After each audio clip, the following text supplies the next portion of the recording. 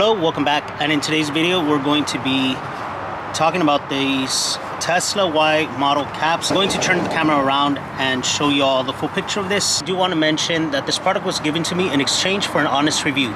So let's go ahead and get started. So this product does include a trim remover, some 3M tape here, and the caps itself.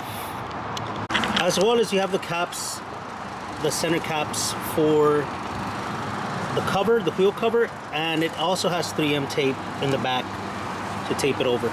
So let's go ahead and get that going, and I'm going to show you how it looks. Now this is how the wheel looks. So all we have to do is peel that plastic off the 3M tape, and now we can go ahead and put it.